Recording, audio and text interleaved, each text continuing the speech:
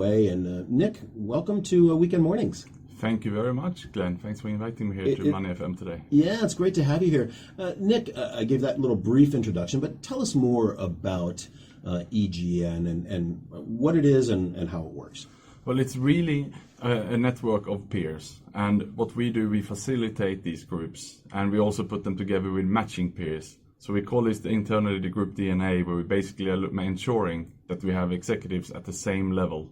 So we have about 30 senior executives in one group, and they then meet 6 times a year for 4 hours with a facilitator and discuss the challenges that they're facing, the problems that they have. So basically they get a chance to get support from others that can understand them. Yeah, and are they from similar industries, different industries? How does that work in terms of those topics? So we divide the groups based on seniority rather than the industry, because we really want them to network and learn across industries, because they may face the similar challenges. At the end of the day, we're all working with people. Yeah. And when the executives come together, are there some typical, I'll put typical in air quotes, typical challenges that they have or things that they want to talk about? Well, it's all the things that they cannot discuss, perhaps, internally. Sure. Many challenges, perhaps, if they're talking to the boss. They might be based in US, Australia, or Europe, so they can maybe not understand each unique country in Asia, which many of our members who are regional directors, where they are facing challenges, so they cannot talk to them about it. And perhaps also at home, the family, they might not want to burden the family with their work-related challenges. So they're really bringing in here the challenges that no one else can understand or relate to and get relevant feedback. Yeah. How typically, I know EGN has networks across Asia. How long do the executives usually stay in these groups? Do they come in for maybe 1 or 2 sessions, they've solved their problem and then take off, or do they stay on a long-term basis? How does that work? So it's pretty much an ongoing program, and the average stay is about 4 years if we're looking at globally. Singapore is a little bit shorter because many are here on shorter assignments. Sure. But it's very much an ongoing program, because you get to know the other executives in the group and the trust grows. You also understand their companies and their problems and their challenges, and likewise they start to understand you better. So in that sense, you really form closer, meaningful relationships as well, which is very important in these days. Yeah. Nick, you're from Scandinavia and from the US, and in North America and Europe, we often executives are often more open to seeking advice or help from others. In Asia, though, with many Asian executives, it is still not as easy for them to reach out and to admit that they're having a problem or a question or a challenge. How first of all, is that your experience with EGN networks? And secondly, how do you overcome that if it is? Yeah, it's a very interesting point, Glenn, and it's very true. I mean, when we started EGN in Europe in the 90s, that's where the concept comes from Scandinavia, that you always, as a boss, you ask your colleagues or peers around you for some feedback before you implement something. In Asia, you're right, it's quite new. And we saw here in Singapore when we launched 9 years ago that many were very skeptical. They were scared to come in to join these groups, but it's changing. And if I'm looking just in the last year, the fastest growth of members inside our groups here, especially in Singapore, are actually local Singaporeans. The senior executives are opening up, but it's the structure and the safe environment that we provide with a facilitator, and also ensuring that everyone sign a non-disclosure agreement. That puts a framework that they feel this is a trusted space. And once they hear another one opening up and they see that helped to solve the problem, they themselves also open up. Yeah. Let's go through a kind of a scenario of what would happen. So somebody has signed up, they come in, they walk in the door for their first meeting. What time of the day it is? Where is it? Where do you meet? How many people would be around the table? How does it actually unfold? How long do they attend? Yeah, so each peer group are meeting 6 times a year for 4 hours, and each meeting is divided up in 2 parts. The first part is basically on a theme or a topic that the group has agreed to go a little bit deeper. So that means it can be some pre-readings. Everyone is inside the topic and the theme. It can be how to set up KPIs for your teams or any topic at all. And so that's a conversation around that for the first 2 hours. And either there's someone internally in the group that is an expert in this, is presenting along with the chair, or we pull in an external resource to help with that. Then it's typically a brief coffee break. And then after that is the roundtable discussion. This is really the 2-hour session, which is acting like you're meeting an advisory board or you can say that it's an external extension of your management team. So just like you would come for a management meeting, you will have a couple of points that you like to discuss with your team. Yeah. And here it's the role of the chair to reach out before and connect and create this agenda. And here typically you divide, if there's 15, 20 participants here, you divide them in 4 groups perhaps, and they're working, because if it's a smaller group also it's easier to discuss, and they're reporting back to the chair, and it's a discussion around that. Wow. Okay. So that's a quite aggressive agenda for just 4 hours. There's a lot going on. Yeah, certainly.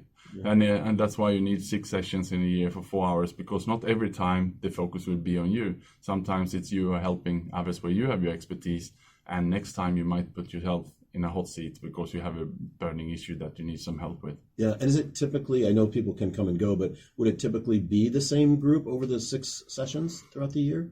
Ideally, it should be the same members. If we're looking in some of our groups in Europe, there's been members for 15, 20 years with very few changes. Wow. In Singapore, though, that is different because we also have expats here in this city, so there's more changes inside the groups. Yeah, are there different, I asked you a bit earlier about the topics, but do you see different concerns or different questions from the Asian executives versus the expat executives? Does that break down along those lines, or do they have similar concerns? They face very much similar questions, and if we're looking at the member space here, we have 300 members in Singapore now, and 50% are expats, the rest are Asians, so mainly Indians or Singaporeans, the rest 50%. And they are working, most of them as regional directors, so therefore the challenges they have is often cultural understandings and how to work with teams in various countries. Yeah, what kind of feedback do you get or have you gotten over the years from some of the participants in Singapore or elsewhere after they've been through one or more of these sessions? Well, I mean, the key thing we hear is that they get some real hands-on advice. If I may just give you a very quick example. Sure. In one of the peer group meetings I attended last week, there is an executive that is running QC control in about 30 auto industry plants in China. And they are laying off a lot of staff because the industry took a turn down last year, and it was quite sudden. So he had to face for the first time in a country, China, where they've seen fast growth. Suddenly, they have to lay off staff, which was new for them, and the teams over in China didn't react very nicely to this. So he could then outline his problem and get feedback around the table from other executives who've gone through similar challenges in China. The real street smart tips that you cannot pick up in a textbook. And he reported back to the group and really was thankful because the advice that he got from that meeting was just what he needed to be able to at least start turning the situation around. That sounds like a real high-level opportunity for people to reach out, get some hands-on, some tried and true advice, if I can put it that way, from executives who may have faced a similar challenge, perhaps not in the same industry, but in the same sort of concept or philosophy. Yeah, absolutely. And another meeting I was in was a Singaporean senior executive who's been working about 30 years in the same company.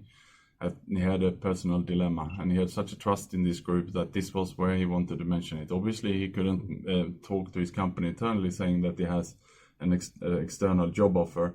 He wasn't sure also if the family could be given the best advice, but here he outlined basically that I have been given a job offer from another company, and should I take this once in a lifetime opportunity, or should I stay? And that was a different approach to use one of these peer groups, but it just shows the trust basically of the group and the rest of the peers. And he received a lot of information. Actually, he was in tears when they gave the information, because it was something that was so difficult for him, such a difficult decision. Wow. Speaking with Nick Jonsson, who is the managing director of EGN Singapore, they put together confidential peer groups. Nick, you've been here a couple of years. You're a Swedish national, but you've lived all over the world, and EGN is all over the world as well. What is the business model for EGN? Is it a membership, subscribership type business model? So it's a yearly membership where executives are paying 3,960 Singapore dollars for a year to subscribe to this. So for that, then they get the 6 peer group sessions a year, but they also belong to the network. We have online tools so you can connect with the members globally. 15,000 members you get on your mobile app, or you can also ask queries and help each other with questions. It can be anything from transfer pricing between Vietnam and Singapore, or you're looking to recruit someone in Jakarta. You can then use this query system and ask, and you can also be active there to help others. But also we have an event program with networking events. So basically twice a month in Singapore we organize an event, and it's typically on a topic that is of interest for senior executives. And here we set up an advisory board of around 20 regional directors who's helping me to set up this program for the year. Okay. So it should cover all the areas of human capital, future work, digital transformation, innovation, and so on. So that's all a part of the package. So there's no additional fees after that. So it's a comprehensive networking program as well as the learnings. Yeah, very interesting. Nick, how can people find you or find EGN if they want to get more information? The best is to look us up on LinkedIn, I think, or connect with me at Nick Jonsson at EGN Singapore, and then connect with me. I'm happy to talk to them about it. Great. And your surname is Jonsson. Yes, the Swedish spelling. The Swedish spelling. Great. Nick Jonsson, Managing Director, EGN Singapore. Thanks so much for being with us this morning on Money FM. Thank you very much for inviting me.